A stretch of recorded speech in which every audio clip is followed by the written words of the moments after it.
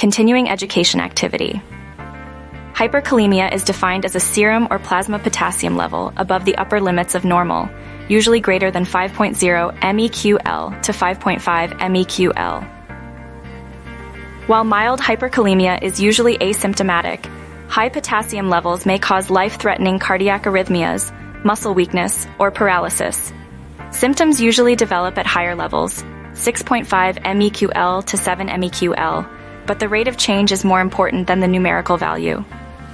Patients with chronic hyperkalemia may be asymptomatic at increased levels, while patients with dramatic acute potassium shifts may develop severe symptoms at lower ones. Infants have higher baseline levels than children and adults. This activity reviews the causes, pathophysiology, and presentation of hyperkalemia, and highlights the role of the interprofessional team in its management. Objectives: review the causes of hyperkalemia. Describe the effects of hyperkalemia on the ECG. Summarize the treatment options and order of treatment for hyperkalemia. Outline the importance of improving care coordination among interprofessional team members to improve outcomes for patients affected by hyperkalemia. Access free multiple choice questions on this topic. Go to Introduction. Hyperkalemia is defined as a serum or plasma potassium level above the upper limits of normal, usually greater than 5.0 meql to 5.5 meql. While mild hyperkalemia is usually asymptomatic, high potassium levels may cause life-threatening cardiac arrhythmias, muscle weakness, or paralysis. Symptoms usually develop at higher levels, 6.5 meql to 7 meql, but the rate of change is more important than the numerical value.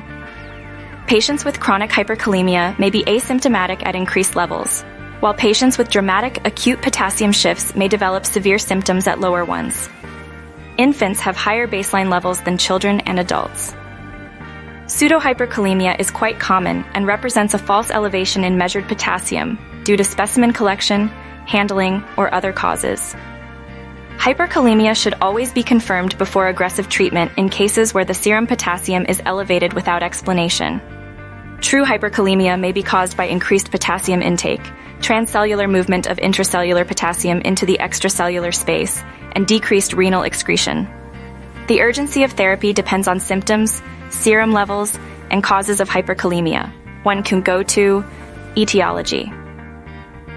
The most common cause of hyperkalemia is pseudohyperkalemia, which is not reflective of the true serum potassium levels. Pseudohyperkalemia is most commonly due to hemolysis of the sample, causing intracellular potassium to be measured in the serum. Hemolysis is more common when a syringe is used than a vacuum device. Using tourniquets and excessive fist pumping during the blood draw also increase the risk. Specimens drawn from patients with leukocytosis or thrombocytosis are also frequently associated with falsely elevated potassium concentrations. Increased potassium intake. Increased potassium intake from food is a very uncommon cause of hyperkalemia in adult patients with normal renal function, but can be an important cause in those with kidney disease. Foods with high potassium content include dried fruits, seaweed, nuts, molasses, avocados, and lima beans. Many vegetables that are also high in potassium include spinach, potatoes, tomatoes, broccoli, beets, carrots, and squash. High potassium-containing fruits include kiwis, mangoes, oranges, bananas, and cantaloupe. Red meats are also rich in potassium. While generally safe to consume even in large quantities by patients with normal potassium homeostasis, these foods should be avoided in patients with severe renal disease or other underlying conditions or medications, predisposing them to hyperkalemia.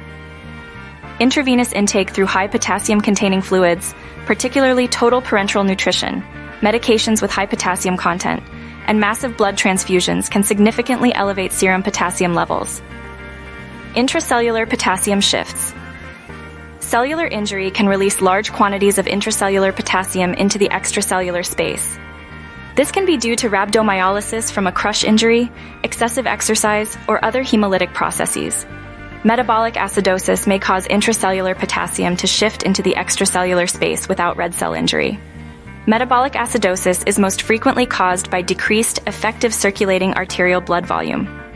Sepsis or dehydration may lead to hypotension and decreased tissue perfusion, leading to metabolic acidosis with subsequent potassium elevation.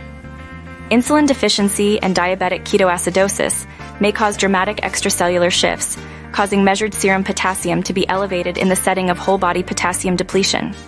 Certain medications, such as succinylcholine, may cause severe acute potassium elevations in patients with upregulation of receptors, particularly in subacute neuromuscular disease. Tumor lysis syndrome, particularly in patients receiving chemotherapy for hematogenous malignancy, may cause acute hyperkalemia due to massive cancer cell death.